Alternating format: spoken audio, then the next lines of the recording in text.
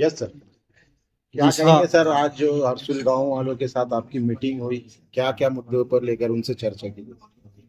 आज जो हरसुल गांव जो छत्रपति संभाजीनगर महानगर पालिका हद्दी में है, वहां पे हम अतिक्रमण और अनाधिकृत बांधकाम निष्कासित करण्याची जी कार्यवाही आहे, ते कार्यवाहीमध्ये जे अधिकृत बांधकाम परवानगी घेऊन बांधकाम केलेल्या गोष्टीला रीतसर प्रक्रिया केल्याशिवाय आम्ही कुठलाही पाडापाडी करणार नाही।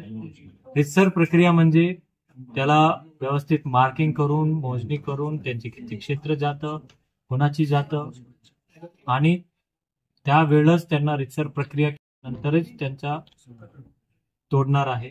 परंतु ज्यांचं बांधकाम परवानगीच नाही, त्याला कुठलाही परवानगी घेतलेली नाही, असे सर्व बांधकाम, विशेष करून निवासी जर असेल, फक्त निवासी असेल आणि त्याच्यामध्ये खाली मकान आणि वरती दुकान जर असेल, असे सर्व बांधकामांना ऑगस्ट 15 पर्यंत, कोणत्याही बांधकामांना, अनाधिकृत बांधकाम जे जमीन तुमची आहे परंतु रीतसर परवानगी घेतलेलं नाहीये, असे बांधकामांना ऑगस्ट 15 पर्यंत, त्या सुद्धा कोणती, अनिवासी, म्हणजे अनिवासी असेल ते पूर्ण उद्याच तुटणार आहे। परंतु जे निवासी आहे त्याला ऑगस्ट 15 पर्यंत मुभा दिला जाणार आहे।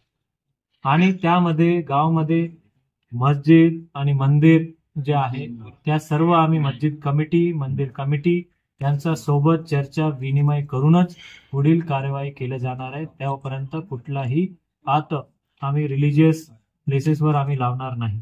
सर्वांना विश्वासात घेऊनच आपल्या शहराचा विकास करायची आहे आणि त्या गोष्टी करणार आहे। सर, इसमें वक्फ बोर्ड की प्रॉपर्टी, इनामी जमीन, ये भी कुछ बाधित हो रहा है सर प्रॉपर्टी। वकफ प्रॉपर्टी जर असेल, जोपर्यंत वकफची एनओसी जर मिळाला आणि वकफची नियम जर पालन करत असेल आणि 100% त्यांना आम्ही गुंठेवारी सुद्धा करणार आहे, तो बांधकाम आम्ही असेच बांधकाम पाडणार आहे ज्या बांधकाम आम्ही नियमानुकूलच करू शकत नाही, ते रस्त्यामध्ये येतात, असेच मात्र आम्ही तोडलं जाणार आहे। अन्य बांधकामांना गुंठेवारी किंवा रेग्युलरायझेशन करण्याचा मुभा आहे आणि तो अगदी सोपा करण्याच्या अनुषंगाने कॅल्क्युलेटर ही आम्ही वेबसाईटमध्ये टाकलं जाणार आहे, जे स्वतः कॅल्क्युलेट करू शकतं किती रक्कम होतो, जेणेकरून कुठलाही दलालांचा बळी पडता कामा नये। प्रत्येक आर्किटेक्टला सुद्धा त्यांची ठराविकच रक्कम घेण्याचा त्यांना मुभा आम्ही देतोय, जेणेकरून आता या सर्व मध्ये कोणीही लोकांच्या लुबाडायचे नाही, असेही डायरेक्शन्स आम्ही टाउन प्लॅनिंगच्या डिपार्टमेंट मार्फत त्यांना दिलेला आहेत। अन्यथा त्यांचा आर्किटेक्ट लायसन्स सुद्धा आम्ही रद्द करू। आणि इनामी जमीन, जो सरकारी जमीन आहे, जे क्लास 2 लँड आहे, त्या ठिकाणी आम्ही कलेक्टर साहेबांचा एनओसी घेतल्यानंतरच ते पुढील रेग्युलरायझेशनचं करू। परंतु त्या क्लास 2 लँड जरी असेल, इनामी जमीन असेल, तो रस्त्यामध्ये येत असेल, तो आम्ही इमिडिएटली त्या ठिकाणी पाडण्याचा कार्यवाही करणार। त्या ठिकाणी असलेलं सर्व निवासी इमारतींना ऑगस्ट 15 पर्यंत आपण मुभा देण्यात आलेले आहेत, मान्य न्यायालयानेच मुभा देण्यात आलेले आहे आणि त्यानंतर रीतसर प्रक्रिया करूनच आपण कार्यवाही करणार। यानंतर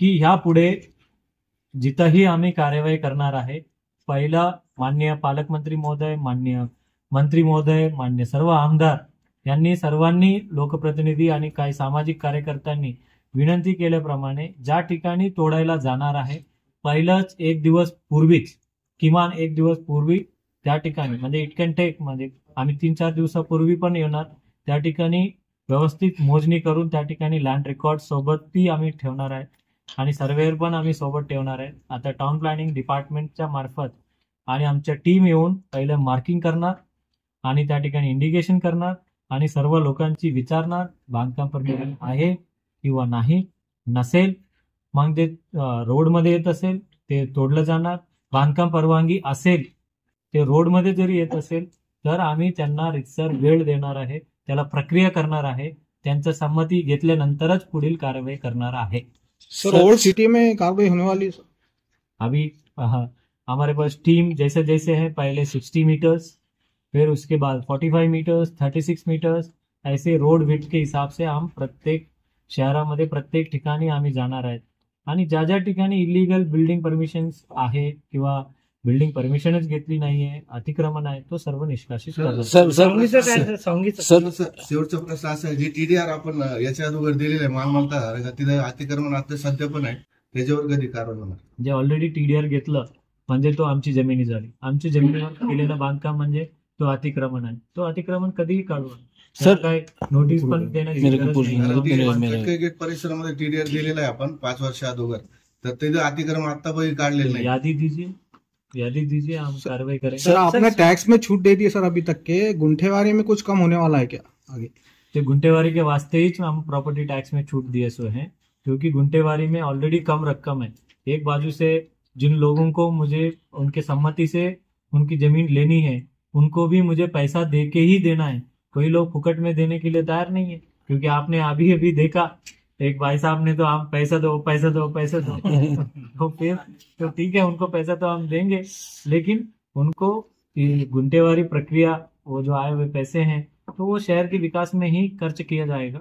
और विशेष करके जो प्रॉपर्टी टैक्स में बहुत सालों से लोगों ने लोगों को गुमराह किया था कि भरो मत, हम देख लेंगे, वो कर लेंगे, और इस चक्कर में गुंटेवारी भी नहीं की, प्रॉपर्टी टैक्स भी नहीं भरे. अभी गुंटेवारी करने के लिए प्रॉपर्टी टैक्स का रकम, बकाया रकम पूरा भरना जरूरी रहता है. अब ये पूरा भरने में क्या है कि टैक्स है, जो नॉर्मल टैक्स है 1000 रुपए, वो ब्याज से, चक्रव्याज से ये बढ़ के वो बन गया 50,000 लाख रुपए.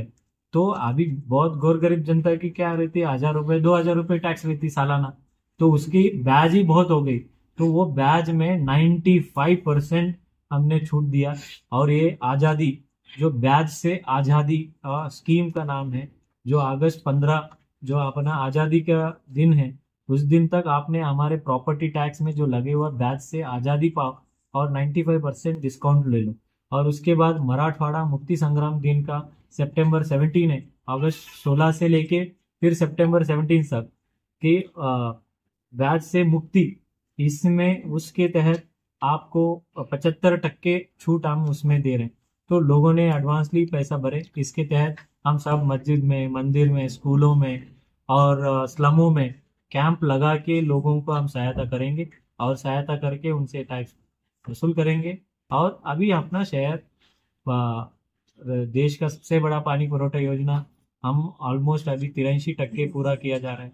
हर जगह पे हम ड्रेनेज लाइन डालने जा रहे हैं, हर जगह पे स्ट्रीट लाइट, ये सभी के लिए पैसा लगता है.